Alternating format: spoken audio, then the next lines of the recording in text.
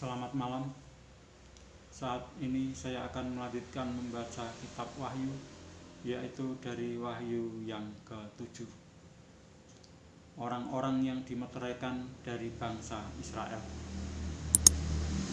Kemudian daripada itu, aku melihat 4 malaikat berdiri pada keempat penjuru bumi, dan mereka menahan keempat angin bumi, supaya jangan ada angin bertiup di darat atau di laut atau di pohon-pohon. Dan aku melihat seorang malaikat lain muncul dari tempat matahari terbit. Ia membawa meterai Allah yang hidup, dan ia berseru dengan suara nyaring kepada keempat malaikat yang ditugaskan untuk merusakkan bumi dan laut. Katanya, janganlah merusakkan bumi atau laut atau pohon-pohon sebelum kami memeteraikan hamba-hamba Allah kami pada dai mereka. Dan aku mendengar jumlah mereka yang dimeteraikan itu 144.000 yang telah dimeteraikan dari semua suku keturunan Israel.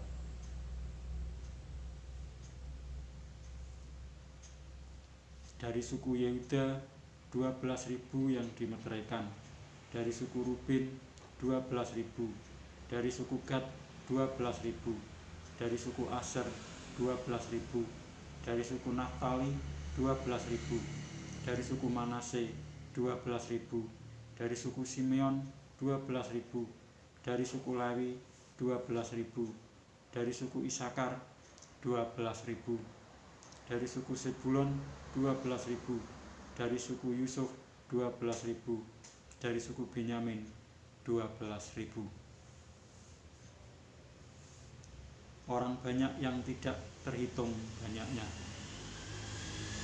Kemudian daripada itu aku melihat, sesungguhnya suatu kumpulan besar orang banyak yang tidak dapat terhitung banyaknya, dari segala bangsa dan suku dan kaum dan bahasa, berdiri di hadapan tahta dan di hadapan Anak Domba, memakai jubah putih dan memegang daun-daun palem di tangan mereka.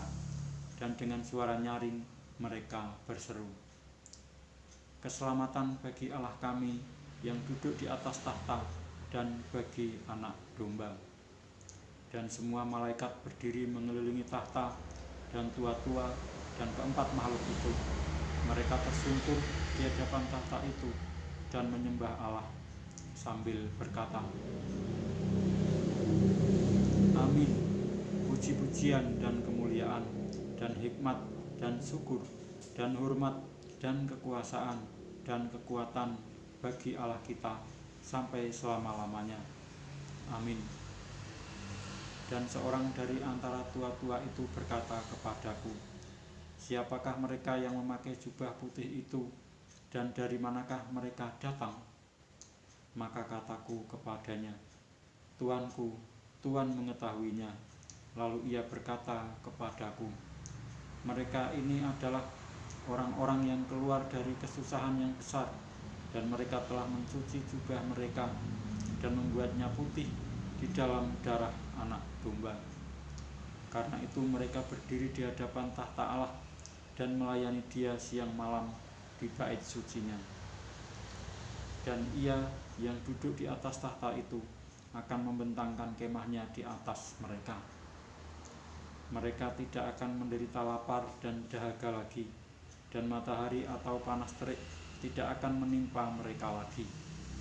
Sebab Anak Domba yang di tengah-tengah tahta itu akan menggembalakan mereka dan akan menuntun mereka ke mata air kehidupan.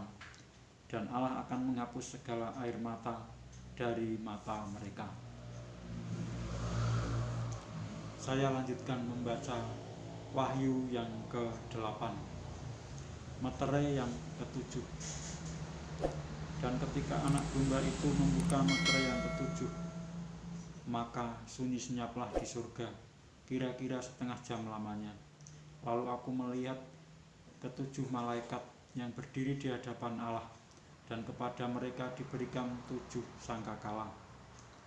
Maka datanglah seorang malaikat lain, dan ia pergi berdiri dekat mezbah dengan sebuah kedupaan emas, dan kepadanya diberikan banyak kemenyan untuk dipersembahkannya bersama-sama dengan doa semua orang kudus di atas mezbah emas di hadapan tahta itu. Maka naiklah asap kemenyan bersama-sama dengan doa orang-orang kudus itu dari tangan malaikat itu ke hadapan Allah. Lalu malaikat itu mengambil pedupaan itu, mengisinya dengan api dari mezbah dan melemparkannya ke bumi. Maka meledaklah bunyi guruh disertai halilintar dan gempa bumi.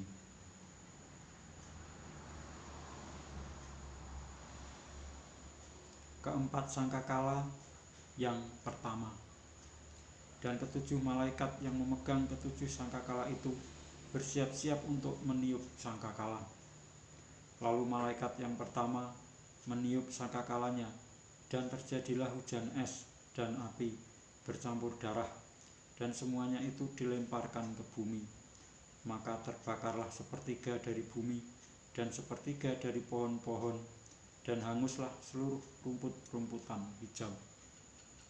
Lalu malaikat yang kedua meniup sangkakalanya, dan ada sesuatu seperti gunung besar yang menyala-nyala oleh api dilemparkan ke dalam laut, dan sepertiga dari laut itu menjadi darah, dan matilah sepertiga dari segala makhluk yang bernyawa di dalam laut, dan binasalah sepertiga dari semua kapal. Lalu malaikat yang ketiga meniup sangkakalanya, dan jatuhlah dari langit sebuah bintang besar, menyala-nyala seperti obor, dan ia menimpa sepertiga dari sungai-sungai dan mata-mata air. Nama bintang itu ialah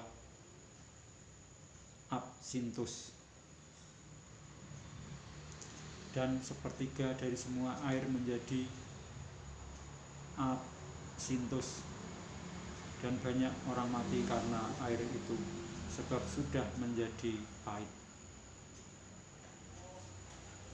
Lalu malaikat yang keempat meniup sangkakalanya, dan terpukullah sepertiga dari matahari, dan sepertiga dari bulan, dan sepertiga dari bintang-bintang, sehingga sepertiga daripadanya menjadi gelap, dan sepertiga dari siang hari tidak terang, dan demikian juga malam hari.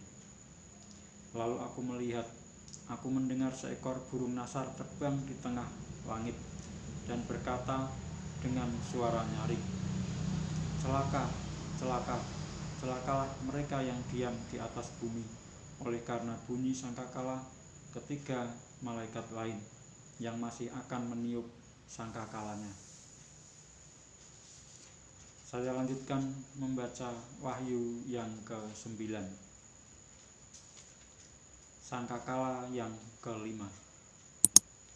Lalu malaikat yang kelima meniup sangkakalanya, dan aku melihat sebuah bintang yang jatuh dari langit ke atas bumi, dan kepadanya diberikan anak kunci lubang jurang maut.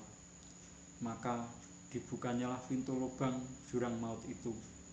Lalu naiklah asap dari lubang itu bagaikan asap tanur besar, dan matahari dan angkasa menjadi gelap oleh asap lubang itu. Dan dari asap itu berkeluaranlah belalang-belalang ke atas bumi.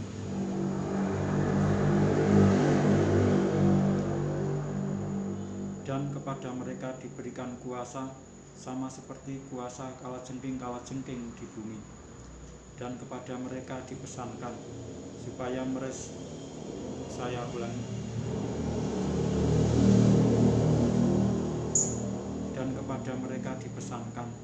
supaya mereka jangan merusakkan rumput-rumput di bumi, atau tumbuh-tumbuhan, ataupun pohon-pohon, melainkan hanya manusia yang tidak memakai materai Allah di dahinya. Dan mereka diperkenankan bukan untuk membunuh manusia, melainkan hanya untuk menyiksa mereka 5 bulan lamanya, dan siksaan itu seperti siksaan kalajengking apabila ia menyengat manusia. Dan pada masa itu orang-orang akan mencari maut, tetapi mereka tidak akan menemukannya, dan mereka akan ingin mati, tetapi maut lari dari mereka. Dan rupa belalang-belalang itu sama seperti kuda yang disiapkan untuk peperangan, dan di atas kepala mereka ada sesuatu yang menyerupai mahkota emas, dan muka mereka sama seperti muka manusia, dan rambut mereka sama seperti rambut perempuan, dan gigi mereka sama seperti gigi singa, dan dada mereka sama seperti baju sirah, dan bunyi sayap mereka bagaikan bunyi kereta-kereta yang ditarik banyak kuda yang sedang lari ke medan peperangan. Dan ekor mereka sama seperti kalajengking, dan ada sengatnya, dan di dalam ekor mereka itu terdapat kuasa mereka untuk menyakiti manusia 5 bulan lamanya. Dan raja yang memerintah mereka ialah malaikat jurang maut. Namanya dalam bahasa Ibrani ialah Abaddon, dan dalam bahasa Yunani ialah Apollyon. Saya ulangi mulai ayat yang 11. Dan raja yang memerintah mereka ialah malaikat jurang maut. Namanya dalam bahasa Ibrani ialah Abaddon, dan dalam bahasa Yunani ialah Apollyon. Celaka yang pertama sudah lewat, sekarang akan menyusul 2 celaka lagi. Sangkakala yang ke-6. Lalu malaikat yang ke-6 meniup sangkakalanya, dan aku mendengar suatu suara keluar dari keempat tanduk mezbah emas yang di hadapan Allah, dan berkata kepada malaikat yang ke-6 yang memegang sangkakala itu, lepaskanlah keempat malaikat yang terikat dekat sungai besar Efrat itu. Maka dilepaskanlah keempat malaikat yang telah disiapkan bagi jam dan hari, bulan dan tahun, untuk membunuh sepertiga dari umat manusia. Dan jumlah tentara itu ialah 20.000 laksa pasukan berkuda. Aku mendengar jumlah mereka. Maka demikianlah aku melihat dalam penglihatan ini kuda-kuda dan orang-orang yang menungganginya. Mereka memakai baju sirah, merah api, dan biru, dan kuning belerang warnanya. Kepala kuda-kuda itu sama seperti kepala singa, dan dari mulutnya keluar api dan asap dan belerang. Oleh ketiga malapetaka ini dibunuh sepertiga dari umat manusia, yaitu oleh api dan asap dan belerang yang keluar dari mulutnya. Sebab kuasa kuda-kuda itu terdapat di dalam mulutnya dan di dalam ekornya. Sebab ekornya sama seperti ular, mereka berkepala, dan dengan kepala mereka itu mereka mendatangkan kerusakan. Tetapi manusia lain yang tidak mati oleh malapetaka itu tidak juga bertobat dari perbuatan tangan mereka. Mereka tidak berhenti menyembah roh-roh jahat dan berhala-berhala dari emas dan perak, dari tembaga, batu, dan kayu yang tidak dapat melihat atau mendengar atau berjalan. Dan mereka tidak bertobat daripada pembunuhan, sihir, percabulan, dan pencurian. Saya lanjutkan membaca kitab Wahyu yang ke-10. Kitab terbuka. Dan aku melihat seorang malaikat lain yang kuat turun dari surga, berselubungkan awan, dan pelangi ada di atas kepalanya, dan mukanya sama seperti matahari, dan kakinya bagaikan tiang api. Dalam tangannya ia memegang sebuah gulungan kitab kecil yang terbuka. Ia menginjakkan kaki kanannya di atas laut, dan kaki kirinya di atas bumi. Dan ia berseru dengan suara nyaring, sama seperti singa yang mengaum. Dan sesudah ia berseru, ketujuh guru itu memperdengarkan suaranya. Dan sesudah ketujuh guru itu selesai berbicara, aku mau menuliskannya. Tetapi aku mendengar suatu suara dari surga berkata, meteraikanlah apa yang dikatakan oleh ketujuh guru itu, dan janganlah engkau menuliskannya. Dan malaikat yang kulihat berdiri di atas laut dan di atas bumi, mengangkat tangan kanannya ke langit, dan ia bersumpah demi Dia yang hidup sampai selama-lamanya, yang telah menciptakan langit dan segala isinya, dan bumi dan segala isinya, dan laut dan segala isinya. Katanya, tidak akan ada penundaan lagi. Tetapi pada waktu bunyi sangkakala dari malaikat yang ketujuh, yaitu apabila ia meniup sangkakalanya, maka akan genaplah keputusan rahasia Allah, seperti yang telah ia beritakan kepada hamba-hambanya, yaitu para nabi. Dan suara yang telah kudengar dari langit itu berkata pula kepadaku, katanya, pergilah, ambillah gulungan kitab yang terbuka di tangan malaikat yang berdiri di atas laut dan di atas bumi itu. Lalu aku pergi kepada malaikat itu dan meminta kepadanya supaya ia memberikan gulungan kitab itu kepadaku. Katanya kepadaku, ambillah dan makanlah dia. Ia akan membuat perutmu terasa pahit, tetapi di dalam mulutmu ia akan terasa manis seperti madu.